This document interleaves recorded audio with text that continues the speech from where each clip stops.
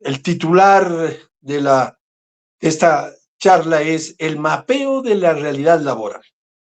Y para que ustedes puedan aceptar, Dios mediante, lo que les voy a decir, tienen que ubicarse en lo que ha sucedido en el país en los últimos 30 años, 6 lustros.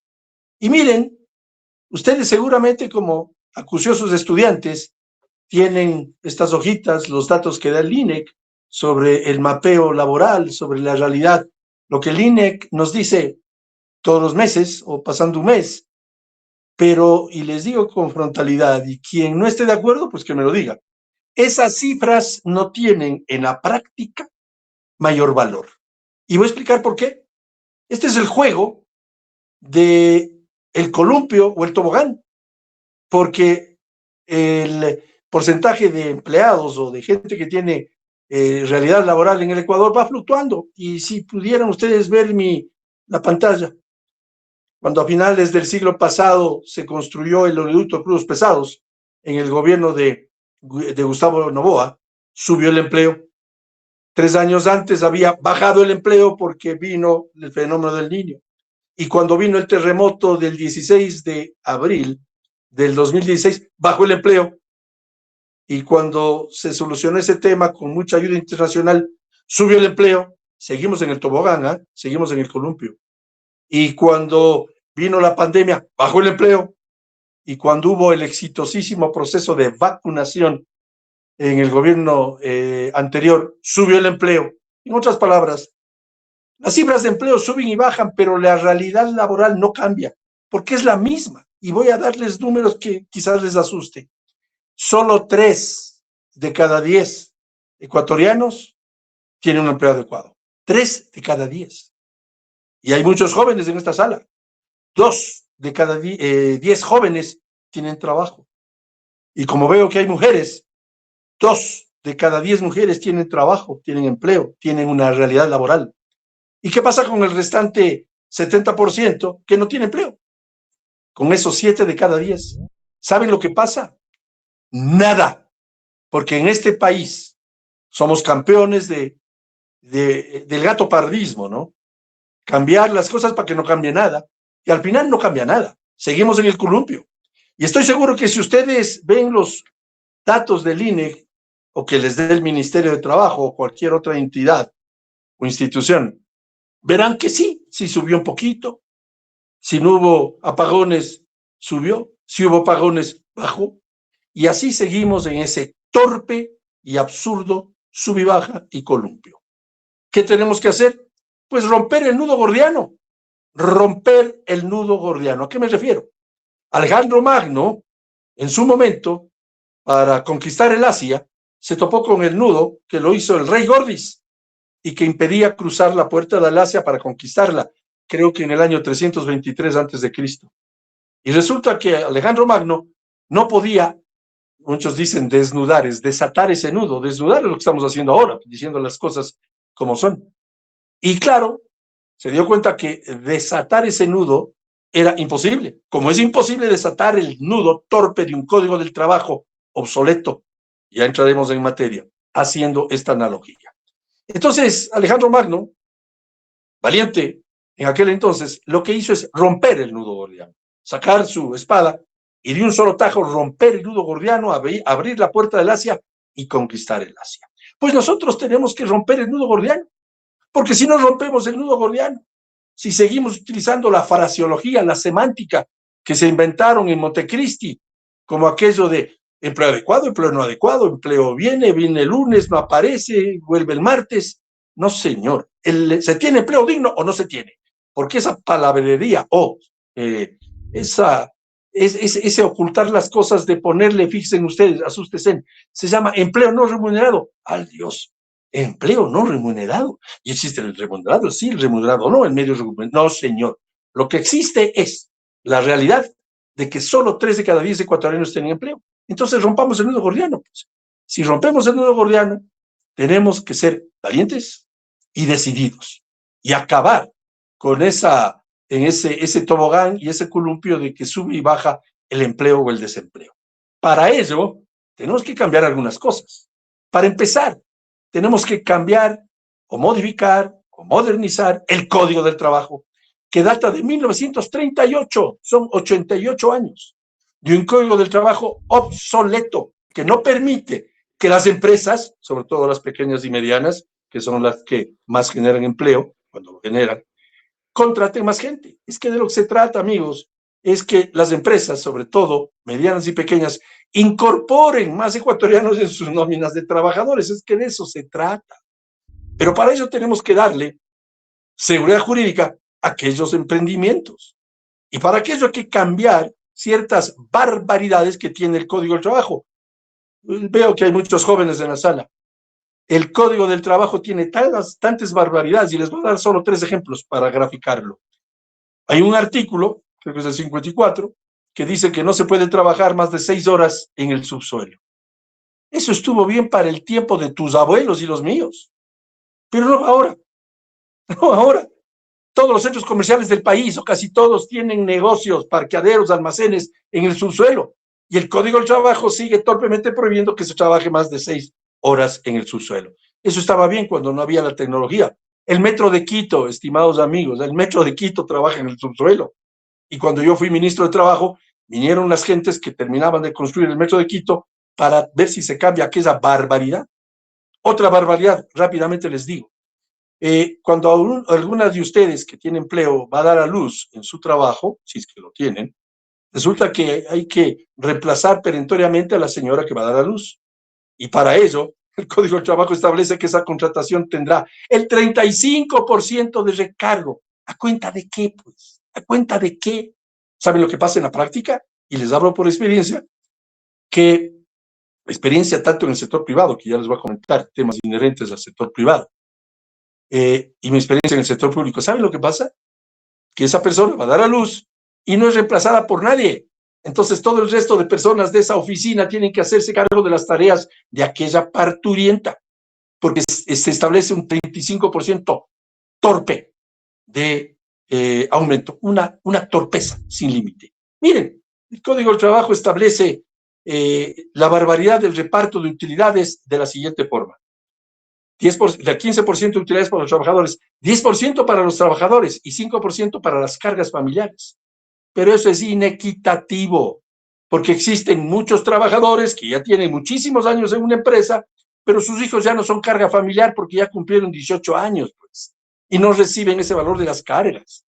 Y resulta que hay trabajadores que están apenas un año en una empresa, pero tienen una runfla de guaguas, 3, 4 guaguas, menores de 18 años, y se llevan buena parte de ese 5%, que es plata. Entonces, esa inequidad hay que cambiarla. Otra barbaridad, el tema de la jubilación patronal. Es tan absurda que cuando Stephanie Spin me entrevistaba a mí como ministro, me dijo, ministro, esto de la jubilación patronal viene a ser una especie de despido anticipado. Claro, es que eso es lo que es. No estoy diciendo que está bien, ni estoy de acuerdo, pero a los hechos me remito. Como dicen los norteamericanos, that's the facts, esos son los hechos. Muchísimas empresas, cuando un trabajador va a cumplir 20 años, lo sacan. Y ese trabajador de 40, 45 años, hombre o mujer, ya no tiene facilidades de encontrar otro empleo. Todo porque existe la jubilación patronal. Hay que modificarla. La jubilación patronal existe desde antes que exista el IES, el Instituto Ecuatoriano de Seguridad Social.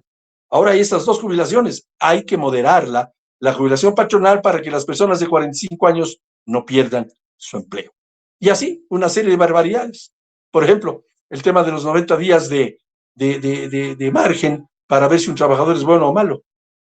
Yo como ministro pude recetar muchísimas opiniones de aquellos que me decían, mire ministro, los primeros 89 días se portaron muy bien, al 90 me hicieron la casita. Entonces hay que ampliar ese plazo de prueba, pues, como lo han hecho todos los países de América, todos, y del mundo. Pues bien, eso es romper el nudo gordiano. Y ustedes me dirán, bueno, señor Donoso, y cuando usted fue ministro, ¿por qué no rompió el nudo gordiano? Yo sí presenté un proyecto de ley. Anótense la fecha, ¿eh? Ustedes que van a ser abogados. 21 de septiembre del 2021. Presentamos, yo le dije al presidente Lazo que aprovechemos que yo había sido 8 años consecutivos legislador, 4 de ellos miembro del CAL, 2 de ellos como vicepresidente de la Asamblea, y que tengo experiencia en el tema y que hay que presentar el proyecto de una nueva normativa laboral, dejando el Código de Trabajo para que no se quejen los sindicalistas de siempre, dejando el Código de Trabajo para los que tienen empleo, pero estableciendo una normativa laboral para los nuevos, a fin de captar más ecuatorianos en las nóminas de trabajadores de las empresas. ¿Saben qué pasó con ese proyecto? Supongo que están todos sentados, ¿no? Ojalá no se me vayan a caer. No se abrió la carpeta, no calificó el proyecto. Y tuve que decirle al presidente, no han calificado el proyecto. Una soberana torpeza, pues. Porque si alguien no está de acuerdo con un proyecto de ley, pues simplemente incorpore sus opiniones como legislador, que además es su obligación, incorpore sus criterios en el texto, en el debate. Pero no puede ser que si no abran la carpeta y y ni siquiera se debata. Y le evitaron al país a que se haga por siglos, y no exagero, por siglos en todas partes del mundo. Se llama debate legislativo. Y no se dio el debate. Y no tenemos una normativa laboral moderna. Entonces, hay que tener las agallas para patear el tablero y romper el nudo gordiano. Y ahora me voy a referir, para no cansarles mucho, a la segunda parte, ya lo dijo Jacqueline, de esta charla que se llama la informalidad. Aquí sí, agárrense en los que puedan y escuchen esto. El 54% de la fuerza laboral en el Ecuador es informal. 54% es informal. Buena parte de ese 54% que es informal no es que no tienen empleo, sino que como son informales, no tienen los derechos que sí deberían tener, como un 13º sueldo, un 14º sueldo, vacaciones, fondos de reserva, afiliación a la seguridad social, para curar su salud maltrecha, Dios quiera que no, para acceder a un préstamo hipotecario, un préstamo quirografario, un préstamo prendario. Pero no, los sindicalistas, y saben a quiénes me refiero, ¿no? Aquellos que están, anótense bien, 20, 30 y hasta 40 años de una dirigencia sindical, que son eternos y que no hay elecciones y que no hay alternancia o alternabilidad. Eso se oponen a que los informales sean formalizados, porque la única forma de formalizar a los informales es aceptar, voy a repetir despacito, aceptar el trabajo por horas, que siempre existió en el Ecuador, hasta que vino Montecristi y cometieron la torpeza de poner como prohibición constitucional el trabajo por horas. ¿Saben ustedes en cuántos países del mundo existe la prohibición constitucional del trabajo por horas? 5. En América sí se permite, como en nuestro entorno, el trabajo por horas. La gente cruza el Darién a un riesgo de su vida y va a trabajar por horas, y aquí no se puede. Yo cuando joven trabajé por horas y fui afiliado a la Seguridad Social y me compré mi primer pequeño departamento con esa afiliación trabajando por horas. Una madre de familia que ya despacha a sus hijos a la escuela y al colegio, tiene unas pocas horas libres de la mañana, ¿por qué no le permitimos trabajar? ¿Por qué no le permitimos? Porque existe la torpeza de la provisión de trabajo por horas. Siempre existió y hoy está prohibido.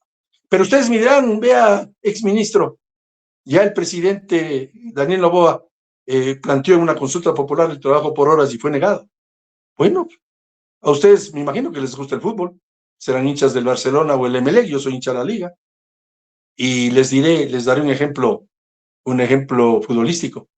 Cuando un equipo de fútbol pierde un partido, deja de jugar el siguiente.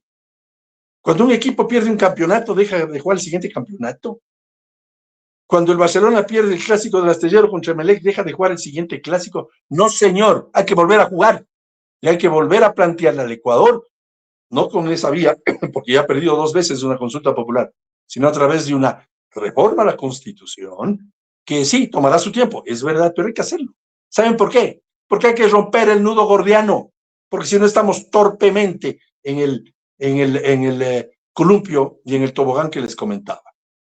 Yo antes de ser legislador en el 2013, que lo fui 8 años, fui presidente del Comité Empresarial Ecuatoriano, esa es la parte privada mía, y presidente del Consejo de Cámaras y también de la Asociación Nacional de Empresarios Católicos, y presidente de la Cámara de Agricultura, y viajé a Montecristi para decirles a los que estaban ahí, copiando lo que hizo, lo que les dictó el señor Viciano, un extremista español que vino a dar haciendo es un quiteñismo lo que estoy diciendo, a dar haciendo la Constitución del Ecuador.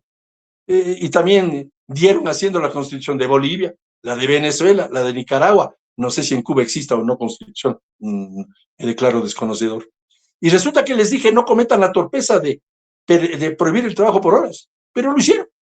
Y ahí también se les ocurrió poner otra torpeza, la prohibición de los arbitrajes internacionales. Es tan torpe este tema que el Ecuador no capta inversión extranjera por esto, y les voy a dar números. Pero antes de eso, el concepto. Hablando de fútbol, ¿qué les parece a ustedes que un partido de fútbol Barcelona-Emelec, el árbitro está del Emelec? No van a aceptar los del Barcelona, y si es al revés, tampoco. Y resulta que en cuanto a las inversiones extranjeras, una empresa internacional con buen billete, buena chequera, viene al Ecuador y firma un contrato con el Estado ecuatoriano y tienen problemas. ¿Saben quién es el árbitro? El Estado ecuatoriano. Por eso que los inversionistas le golpean la espalda al piloto cuando vienen al Ecuador y le dicen, al ver la inseguridad jurídica y esta torpeza que acabo de relatar, le dicen al piloto, siga nomás camino a Colombia, siga nomás camino al Perú, siga nomás camino a Chile. Colombia capta 9.000 millones de dólares al año. Anótense bien, 9.000 millones de dólares. Perú, 11.000 millones de dólares. Chile, 19.000 millones de dólares. Y el Ecuador, como la Chilindrina, 500 millones apenas. Es que es absurdo, porque se prohíbe en la Constitución de Montecristi, otra torpeza, el arbitraje internacional. Hay que reactivar, hay que cambiar esas cosas. ¿Cómo se lo logra? Pateando el tablero, rompiendo el nudo gordiano y haciendo una verdadera revolución en estos temas que impiden que los trabajadores se incorporen al mercado laboral. Voy a terminar con esto para que puedan ustedes con toda libertad hacer las preguntas que a bien quisieran, pero los jóvenes merecen respeto.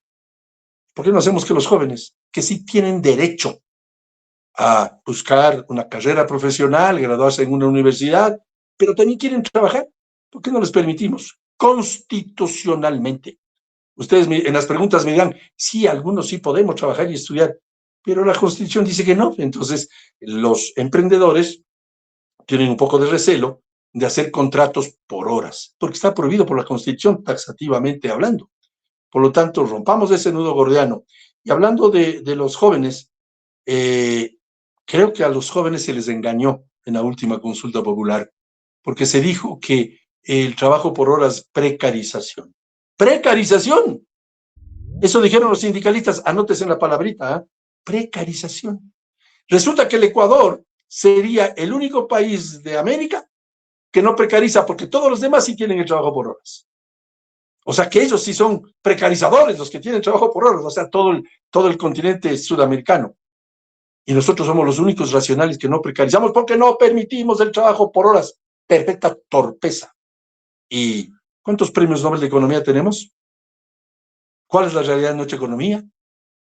Les paso otro dato, y escúchenme que esto es serio. 2 de cada 3 emprendimientos fracasan.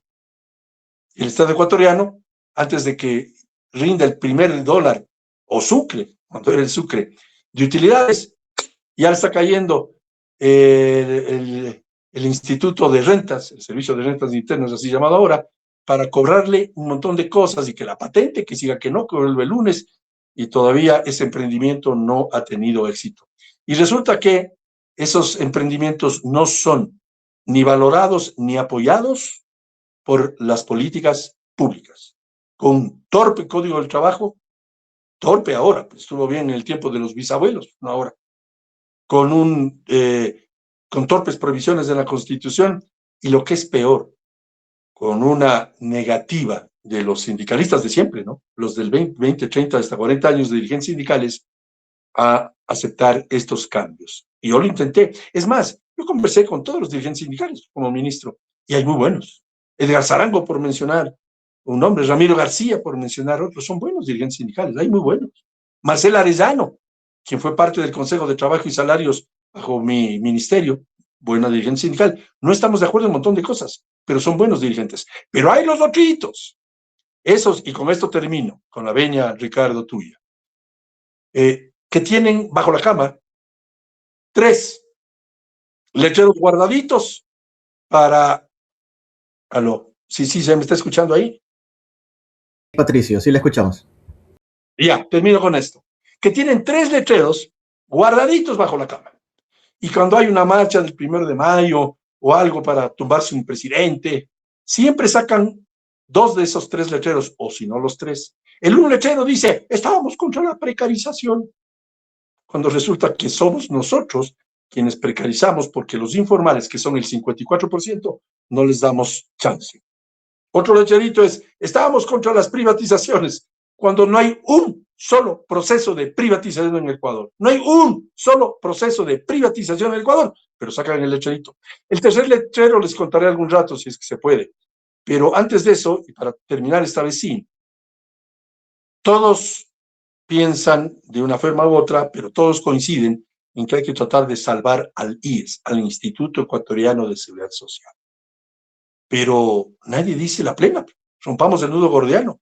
Permitamos que se formalicen los informales, que son un 54%, aquellos que están en las calles y avenidas de Guayaquil, de Quito y de todas las ciudades del país, buscando una chamba, decimos en la sierra, en la costa se dice cachuelo, para ese día no mal comer al menos. ¿Por qué no los formalizamos? Y logramos, a través de una afiliación de a poco, porque no puede ser todo de un solo toque, afiliarles al IES. Y empezamos a salvar al IES con el aumento de aportantes. Cuidado, algunos se equivoquen. No estoy diciendo aumento de otra cosa, sino de aportantes. Y con eso, en vez de tener, suelto cifras al aire, en vez de tener 2.800.000 afiliados, tendríamos en poco tiempo 3.800.000 y luego 4 millones y pico, y empezaríamos a salvar al Instituto Ecuatoriano de Seguridad Social.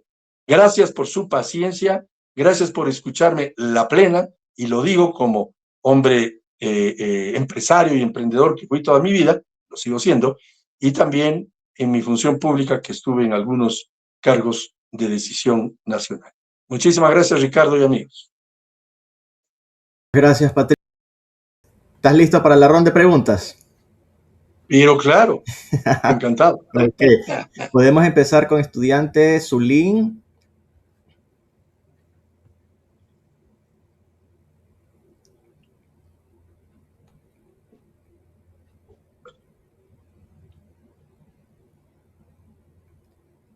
O si no puede hablar Zulín, con nuestro tutor Gabriel o la estudiante Esther.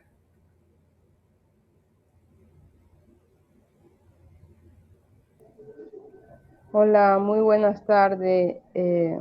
Lo que pasa es que yo entré un poquito tarde y, y la verdad estaba en un examen y quisiera saber cuál es el tema que estaba hablando. Mapeo de la realidad laboral y la situación de informalidad en el mercado laboral ecuatoriano. Me imagino que se trata sobre los trabajos, ¿no sé? Bueno, en mi pequeña opinión, muchas personas en este país están desempleadas, no tienen trabajo. Hay muchas personas ambulantes, trabajadoras que venden en los buses, están sin trabajo, madres también buscando el pan de cada día. En mi situación, ¿qué medidas podemos tomar para esas madres que necesitan un trabajo, esos padres necesitan un trabajo, madres solteras sin trabajo? ¿Qué medidas podemos tomar? Las que relaté, pero te las digo a ti porque veo que entraste un poquito tarde a la charla. Ojalá te haya ido bien en tu examen. Estableciendo un sistema de legalización de los informales. Aquellas personas que trabajan como ambulantes, bien lo has dicho tú, en los buses o en las calles, sean en su momento, de a poco, que hay que hacerlo con inteligencia, que sean formalizados, porque esos son informales, que no tienen por ahora derecho a la seguridad social, ni a un 13º sueldo, 14º sueldo, vacaciones, fondos de reserva. Hagamos algo por ellos. Pero primero, digámosles a los sindicalistas que hagan elecciones libres y se elijan y haya alternabilidad para que el sindicalismo, que es importante, que es importante el sindicalismo, bien entendido, claro, para que el sindicalismo apoye ideas como las que yo planteé cuando ministro en una reforma a la Constitución a través del establecimiento real del trabajo por horas y que aquellos que trabajan por horas puedan tener los derechos que tienen todos los trabajadores. Para terminar la respuesta, les decía que yo trabajé como formal, perdón, por horas, y fui afiliado a la Seguridad Social por horas, y compré mi primer departamento trabajando por horas. El trabajo por horas siempre existió, hasta que vino Montecristi y nos complicó la vida a todos, sobre todo los que no tienen empleo, aquellos ambulantes que tú has mencionado en tu pregunta. ¿Y cómo los podemos ayudar a esas personas? ¿Qué podemos hacer por ellas? ¿Qué Votar a podemos favor de organizar?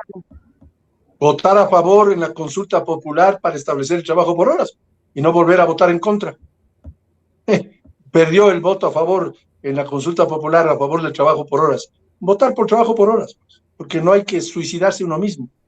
Y a eso llevaron ciertos politiqueros cobardes frente a las quejas de los sindicalistas eternos que solo defienden, y escúchame bien, solo defienden su metro cuadrado de poder, pero no defienden a los trabajadores. Muchas gracias, Patricio. Vamos a darle paso a la siguiente pregunta. Creo que Teddy levantó la mano. Sí, buenas tardes, Patricio, ¿qué tal? Un gusto saludarte.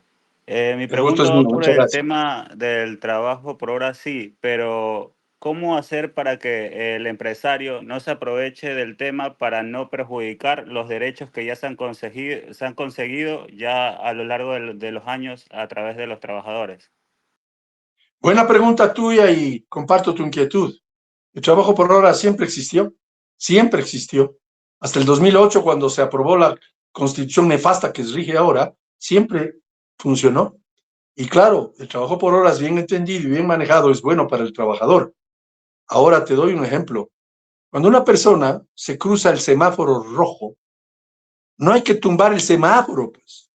Hay que castigar al que se pasó el semáforo en rojo.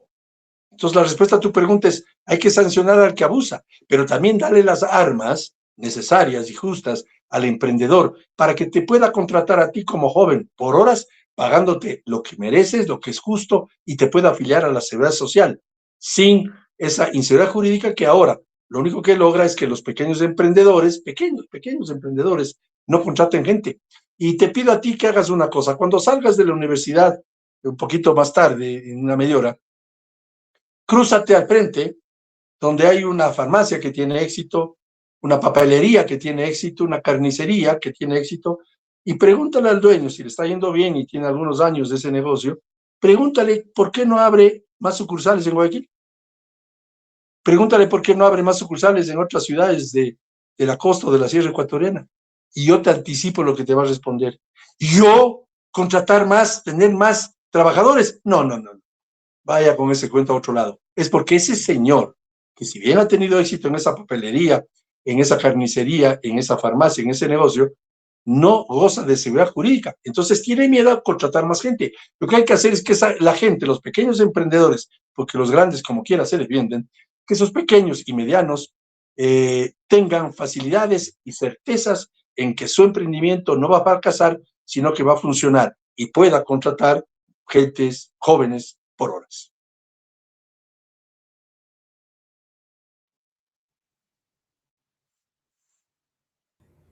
Muchas gracias, Patricio. Zulín o Gabriel o Luis. Saludos, buenas tardes. ¿Sí me Buenas escucha bien? tardes. Es ministro, buenas tardes. Buenas tardes. Alguna vez lo conocí cuando usted hizo el concurso de clima laboral de todas las instituciones del Ecuador. Y la Universidad de Guayaquil ganó ese premio cuando era la época del presidente Lazo. Y usted nos entregó ese premio a la Universidad de Guayaquil. Bueno, mi pregunta es relacionada a la parte laboral. Cuando la empresa privada ahora está tomando unas medidas de que cuando el empleado tiene muchos años, lo despide para no jubilarlo. Así Por es. favor, su Es opinión. terrible. Esa es la jubilación patronal que... ¿Sí terminaste ya o todavía no? Sí, adelante, ministro. Ok. Esa jubilación patronal a la que tú haces referencia existe aún antes de que exista la caja del seguro, la actual el actual Instituto Ecuatoriano de Seguridad Social, IES, y había la jubilación patronal. Habiendo hoy la jubilación normal, la del IES, a la cual nos acogemos todos, hay que salvar al IES, ojo, lo dije en la charla, esa jubilación patronal quedó como una espada de Damocles, o Damocles, como dicen algunos, en contra de ambas partes, pero particularmente en contra del trabajador, porque, y les decía que muchos periodistas, Stephanie Spin, por ejemplo, cuando entrevistaba en Ecoavisa, me preguntó qué pasa con la jubilación patronal, y al explicar yo qué es lo que sucede, que en la práctica muchos empresarios se zafan, por así decirlo, de los trabajadores que están cerca de cumplir 20 años y se quedan gentes de 40, 45 años sin empleo, con la dificultad que es encontrar un nuevo empleo. Lo que hay que hacer con esa jubilación patronal es moderarla, porque actualmente, le decía yo a Stephanie Spin, y te lo digo ahora, es una especie de despido anticipado. Hay que modernizar el tema de la jubilación patronal porque funciona en contra del empleado. El empleador también, sin duda, por eso que el empleador hace, no digo que estoy de acuerdo, pero lo hace, vamos a los hechos, y se deslinda de un trabajador que está cerca de cumplir 20 años, aun cuando este sea bueno, y termina perdiendo su fuente laboral.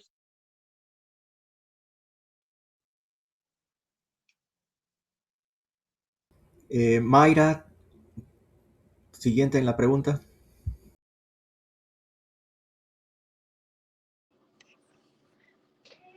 Hola, ¿me escuchan? ¿Sí? Dime, Mayra. Hola, Patricio, ¿cómo estás? Buenas tardes, un gusto conocerte. Yo tengo una Gracias, consulta. Mayra. ¿Cómo pueden las universidades, en conjunto con los docentes, trabajar para que los estudiantes egresen con mayores conocimientos y capacidades para tener mejores oportunidades laborales acá en el Ecuador? La palabra es muy sencilla, la respuesta es muy sencilla. No soy un técnico en educación, pero la respuesta es con especialización. Las universidades tienen que especializarse. Hoy hay tanta especialidad, Mayra, que exagerando un poco, si alguien es otorrinolaringólogo y te ve el oído derecho, hay otro que es experto en el oído izquierdo, estoy exagerando. A lo que voy yo es que la especialidad es clave para que aquel joven que se gradúa pueda atender esa especialidad y existan mayor cantidad de médicos especializados en diferentes cosas, pero muy puntuales. El ortodoncista no es lo mismo que el dentista, pues solo mencionar dos ejemplos, pero las universidades lo que deben hacer, en mi humilde opinión, sin ser conocedor ni experto en el tema, ni mucho menos, es especializar las carreras, el pensum de estudios. Quiero hacer un seguimiento de esa pregunta, Patricio. Claro. Actualmente en el Ecuador se ve que existen muchas carreras, en especial en la carrera medicina, donde la oferta laboral es muy mínima para la cantidad de médicos que egresan de la universidad. Yo, por ejemplo, yo fui graduado de medicina en el 2013 y en esa época no habían especialidades en el territorio desde el 2010 hasta el 2015 y tuve que emigrar acá a Estados Unidos. Acá en Estados Unidos la especialización médica obviamente es una cobertura muy amplia, hay subespecialidad y como tú dices, subespecialidad encima de la subespecialidad. ¿Qué hizo el gobierno acá? Porque ya estaban muchas personas que se hacían subespecialistas, obviamente porque les pagaban más.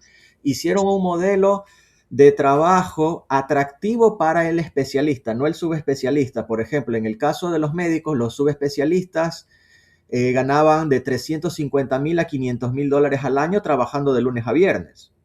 Pero para los especialistas que ganaban 100,000 dólares menos que los subespecialistas, les dieron que puedan trabajar una semana sí y una semana no, si trabajaban en la mañana, o si trabajaban en la noche, una semana sí, 2 semanas libres. Entonces ellos hicieron el mercado laboral más atractivo, pero porque había oferta de trabajo. En Ecuador vemos que no existe la oferta de trabajo. Entonces, como tú indicas, eso de mejorar el trabajo y la educación va de la mano. Yo escuchaba unas teorías que decían que lo ideal sería que existan más carreras técnicas y que los estudiantes hagan sus prácticas preprofesionales en estas mismas empresas y que estas empresas aseguren una cuota de un 10, un 15 o un 20% de que van a contratar a estos egresados. O sea, ¿usted cree que se podría poner eso en alguna parte como de constitución, que por ley las empresas tengan una cuota fija para que puedan contratar a los egresados? Existe en alguna medida, y voy a explicarte, Ricardo. Cuando yo llegué al ministerio me topé con un SECAP, el Servicio Ecuatoriano de Capacitación Profesional, que fue creado por el presidente Clemente Yerobi Ndaburu hace 50 y casi 60 años, precisamente para cubrir lo que tú en forma atinada alertas, que las empresas pongan dinero para capacitar a los trabajadores y capacitarles en las líneas, lo que se llama carreras intermedias. Pero me topé con la desagradable sorpresa cuando llegué al ministerio y claro, como patrocinio del SECAP, me topé con la sorpresa de que ese 0.5% que por constitución tiene derecho el SECAP para fomentar ese trabajo que es estupendo y fue en su momento estupendo. No nos olvidemos que el SECAP fue creado por el Estado y por la Cámara de Industriales, las cámaras de industriales de Quito y Guayaquil, Servicio Ecuatoriano de Capacitación Profesional. Pero, ¿estás bien sentado, Ricardo? ¿Sí, no? ¿Estás sentado? Agárrate duro.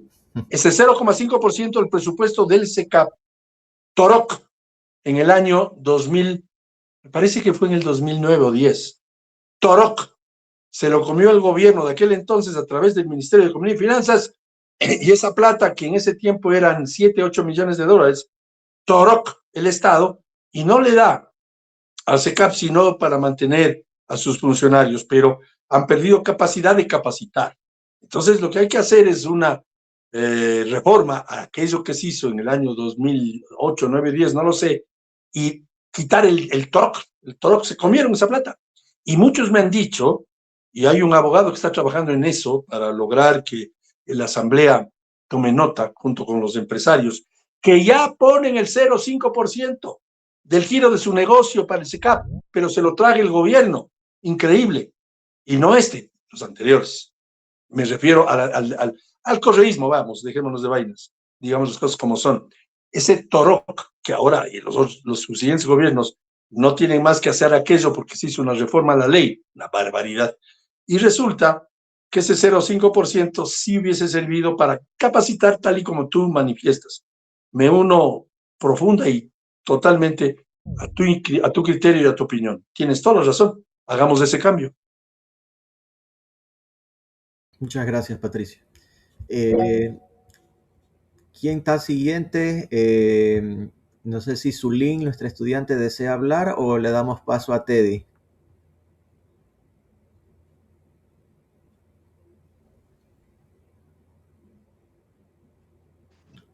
Bueno, tengo dos consultas y una va ligada a las sugerencias o ideas que tiene todo el pueblo o la ciudadanía a querer implementar. ¿Cómo llegar a que se nos escuche las ideas que tenemos o que líderes pueden llegar a tener para solventar ese desempleo que está afectando al país? Y segundo, es difícil no hablar de desempleo juntando a la inseguridad que vive el país. ¿Cómo llegar a que las personas que tienen su empresa y están siendo amenazadas para que paguen vacuna, a obligar a que contraten a más gente? Mucha gente dice que sí, por el trabajo lo van a precarizar y todo, pero una de las cuestiones más importantes que para mí es lo que está pasando es la inseguridad que vive el país y no le dan las garantías también a la empresa privada para que pueda seguir creciendo. Es verdad lo que dices, la última parte de tu lacónico relato es absolutamente cierto y asusta, ¿no? La inseguridad hace que las empresas se resguarden de esas vacunas o sean vacunadas, lo cual es terrible. Es un tema de seguridad, no soy ni experto ni mucho menos. Tal vez se me ocurre como respuesta apoyar al gobierno actual que está haciendo la lucha de la mejor forma posible contra esa inseguridad. Y aquí está la minería ilegal, el narcotráfico, las vacunas.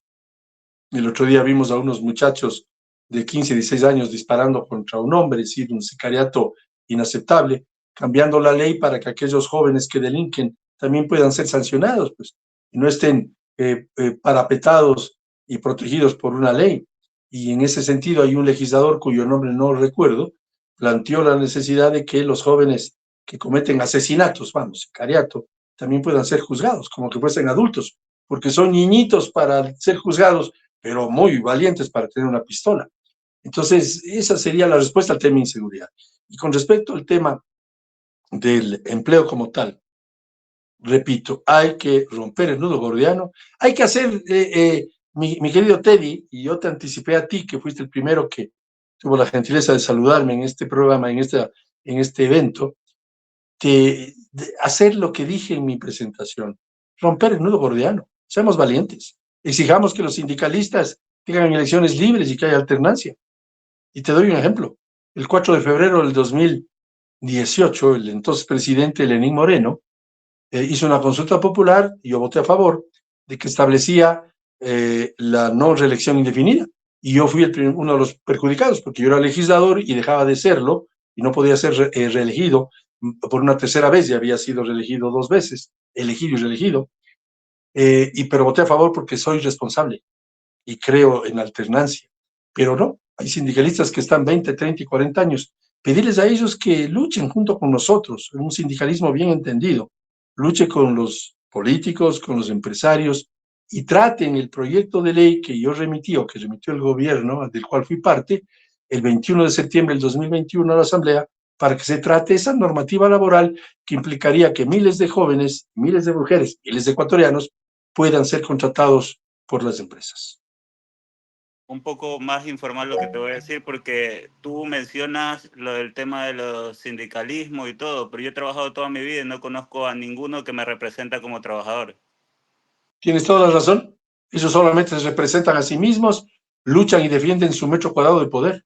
Pero rasca un poquito y averigua quiénes son los sindicalistas. Los mismos que hace 30 años, mi querido Teddy, los mismos, los mismos nombres. Son los que salen con los cartelitos a reclamar todo, que salen a reclamar de que no están de acuerdo con privatizaciones, cuando no hay procesos de privatización en el país y salen con el letrerito que lo tienen bien guardado bajo la cama. Listo, siguiente, Ana Terán. Hola, sí, buenas tardes.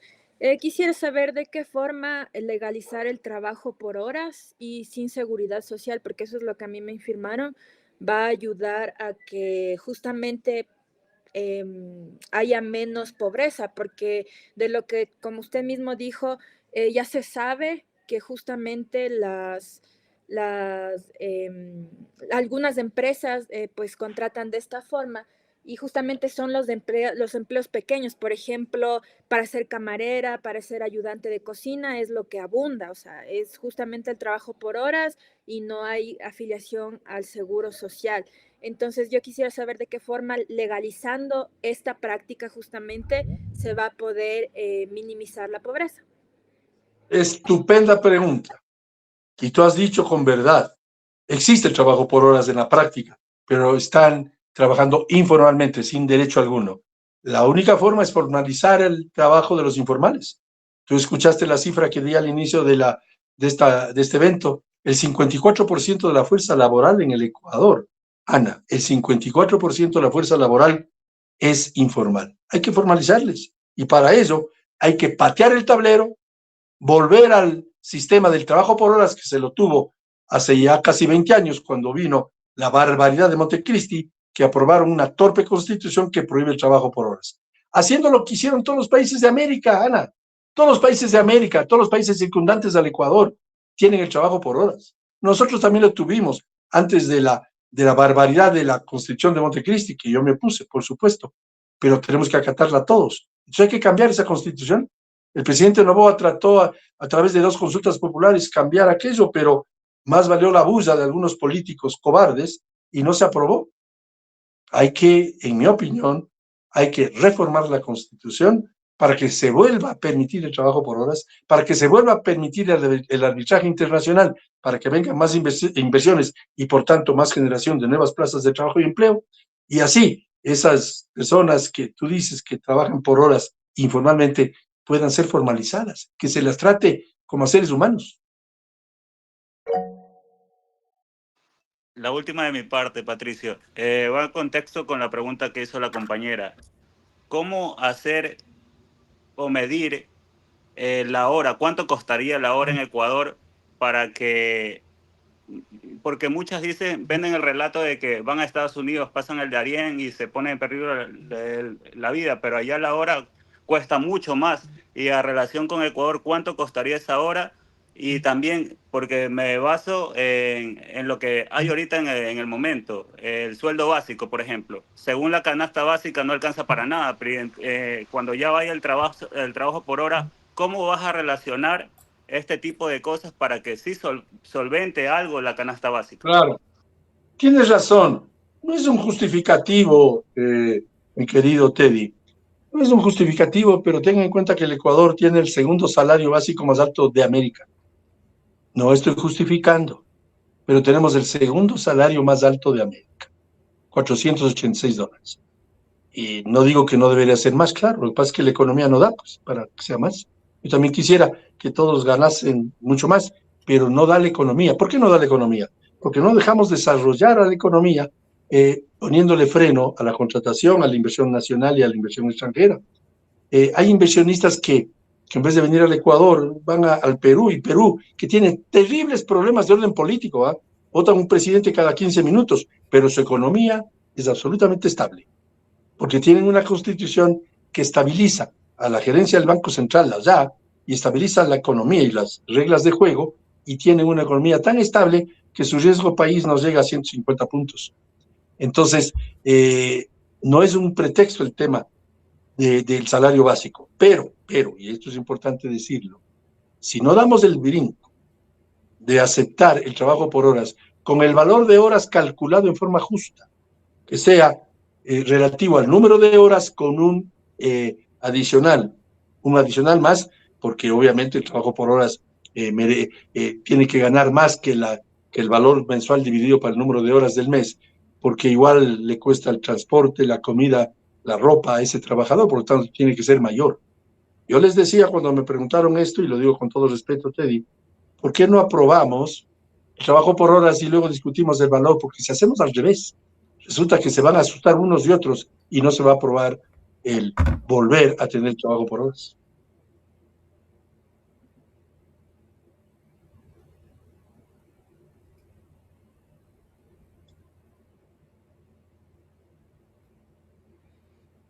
Zulín, ¿tenías alguna pregunta? Creo que al inicio no se te escuchaba, todavía no se te escucha. Veo que tienes el micrófono abierto. Si quieres, puedes escribir tu pregunta en el chat.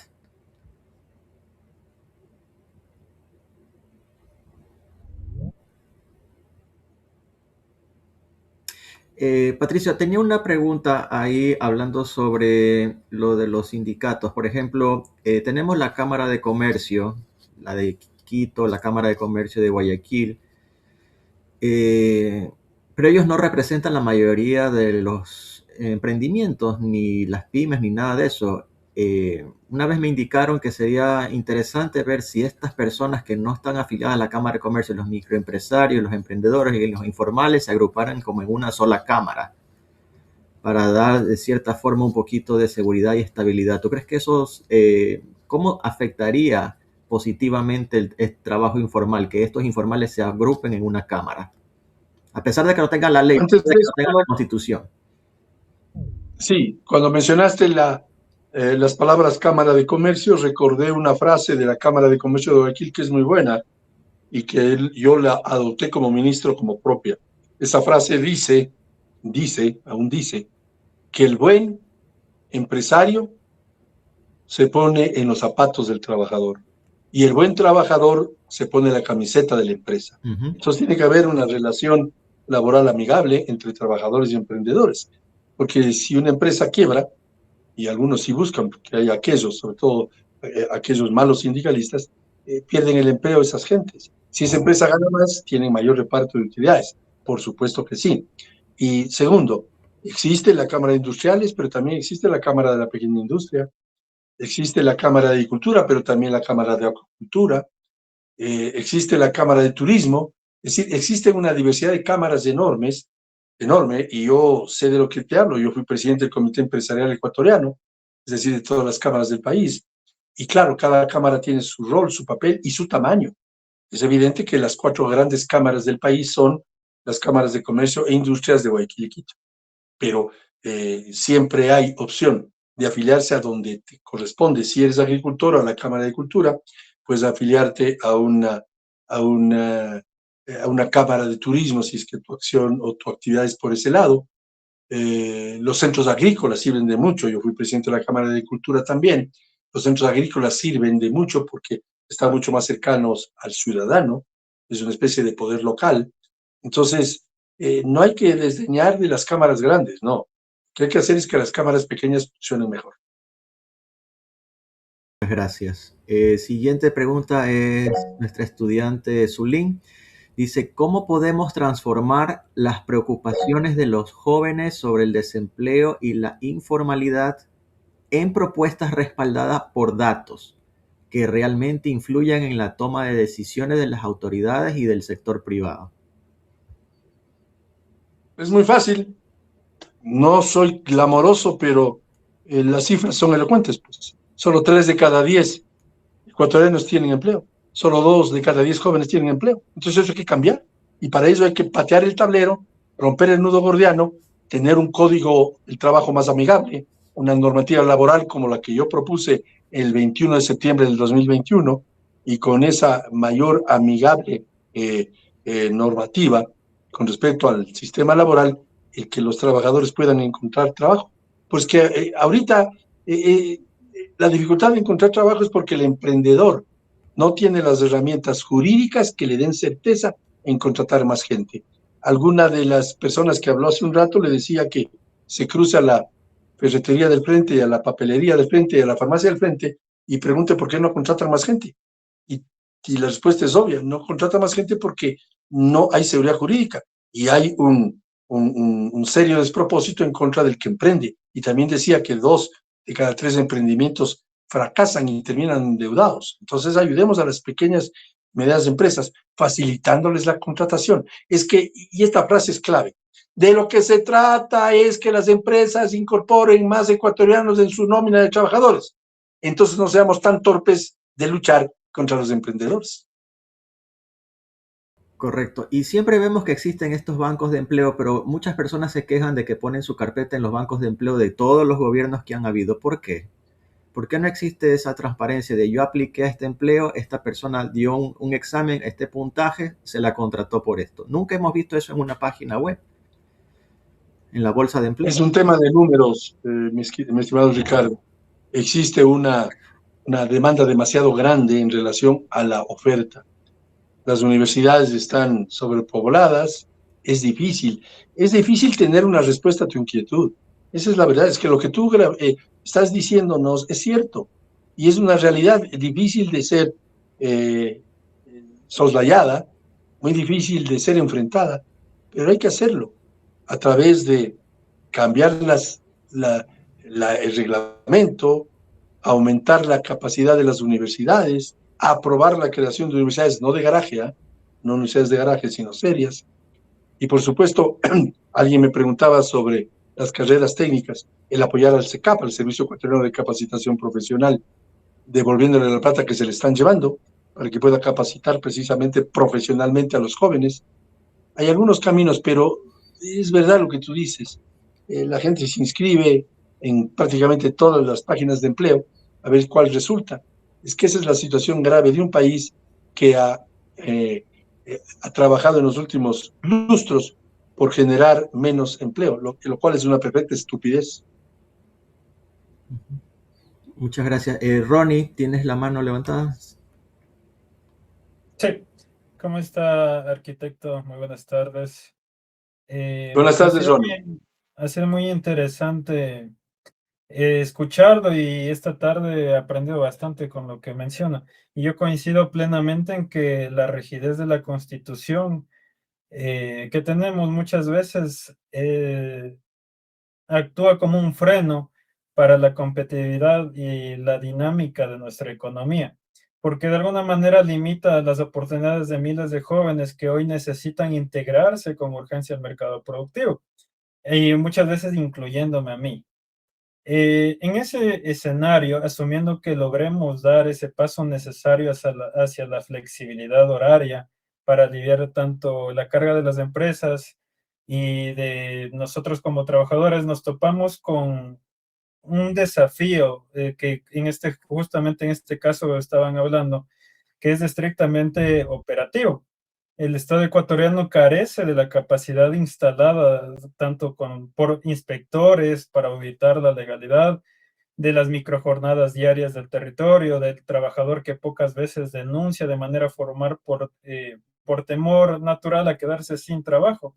Entonces, en ese escenario, desde el control estatal tradicional, que yo de alguna forma coincido con la mayoría de la juventud actual, que se quedó en el siglo pasado, choca con la velocidad digital del mercado actual, porque en la realidad que vivimos actualmente no es la que se vivía antes del 2008. Entonces, ¿cómo visualiza usted que estas futuras reformas de flexibilidad pueden sostenerse operativamente? Yo sé muy bien que usted ha promovido eh, toda su carrera prácticamente el incentivo del pago por horas, pero ¿debería el diseño de la política pública empezar a apoyarse tal vez en herramientas tecnológicas de auditoría cívica? O en este caso, como yo, miembro de Polyvox también, entonces podríamos nosotros usar los reportes descentralizados en tiempo real para transformar el mercado. ¿O cree usted que seguiremos condicionados al embudo burocrático que físicamente no tiene cómo vigilar lo que pasa en las calles? Hoy mismo yo soy ambateño, fui presencié mucho trabajo y desempleo, tanto como por personas mayores adultas que tampoco se están tomando en cuenta en las estadísticas, como niños. Entonces, me gustaría saber qué tiene o qué opina al respecto.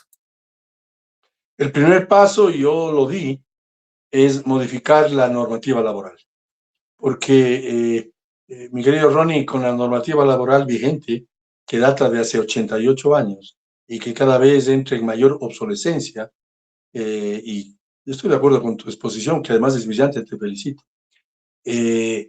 Con esa obsoleta normativa laboral no vamos a ningún lado.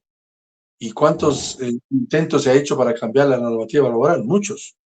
Pero el más serio, y perdóname que lo diga yo, fue en la presentación de ese proyecto de ley que lo hicimos nosotros, que lo hice yo. Y aprovechando que fui legislador 8 años y sabía cómo se aprueba una ley.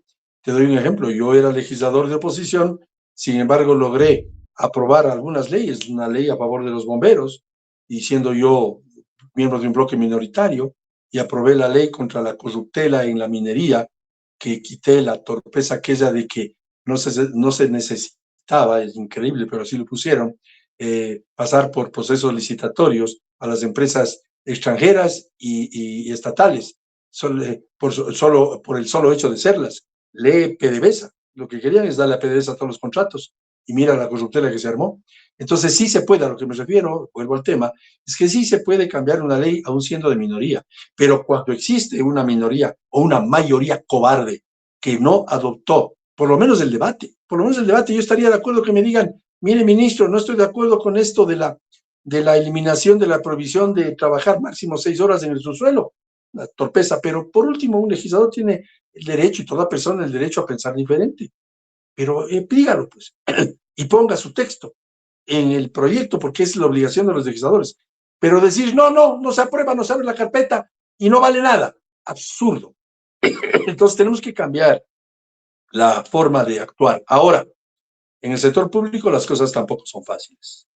Yo he estado en el sector público un par de veces y es un tema complicado. A veces hay irrespeto al funcionario público. Yo luché tanto a favor del funcionario público para que te des cuenta, yo cuando llegué a ser ministro no voté a una sola persona. A medio periodo mío voté a 7 corruptos, ¿no? Estaban vendiendo información, pero eso es otra cosa. Pero esa usanza de cuando llegas a ser ministro votas a todos y traes tu gente, eso es un absurdo. Lo que hay como hacer es servir mejor al ciudadano. Pero para servir mejor al ciudadano hay que ser franco y decir la verdad. Cambiemos el torpe acápite de la Constitución con la prohibición del trabajo por horas y un montón de prohibiciones más. Increíble. En el campo agrícola hay 1001 prohibiciones que se le ocurrió a este comunista viciano que vino de España a darnos haciendo la Constitución, una barbaridad. Y claro, la prohibición del trabajo, de del arbitraje internacional es funesto. Compara lo siguiente. Cuando una empresa internacional fuerte va al Perú, a Colombia o a Chile e invierte, genera, y escúchame bien, miles de plazas de empleo. Miles.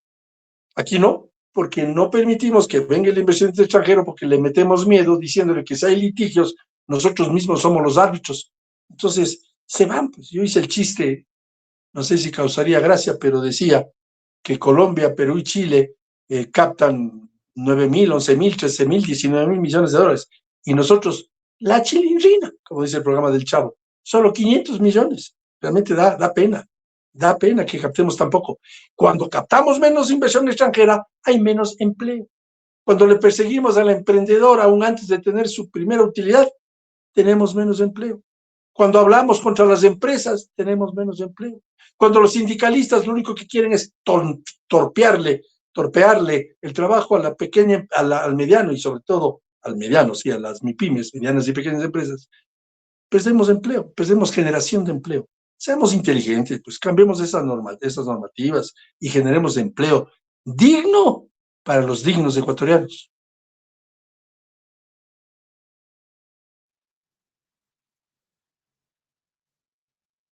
Gracias, arquitecto. A ti, Ron. Muchísimas gracias, Patricio. No sé si alguno de los asistentes tenga alguna pregunta, los que no hayan hablado. Ana Terán, Luis Solís.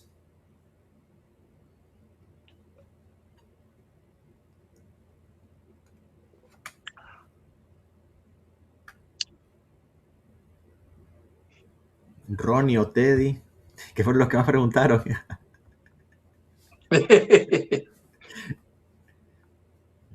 Listo, Patricio. Ronnie hizo unas buen ejemplo, unas argumentaciones brillantes, te felicito. Brillantes tus argumentaciones, brillantes.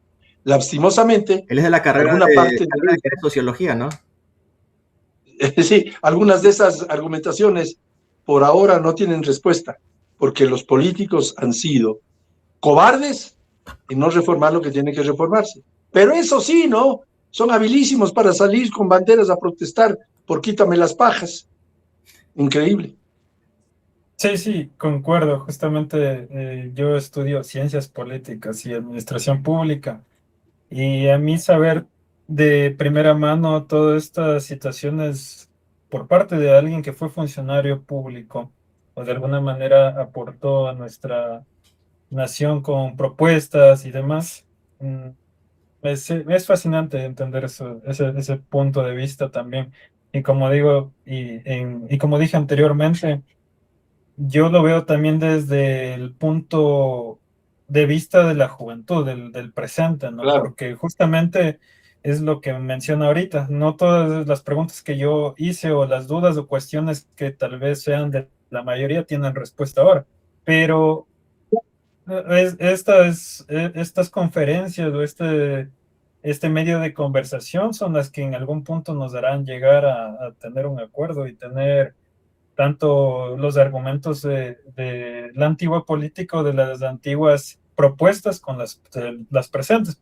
Porque, por ejemplo, yo mencionaba si es que al tener ese tema con los funcionarios públicos, que ellos cubrían su metro cuadrado y tal vez el ciudadano de a pie es el que también debe ser participativo.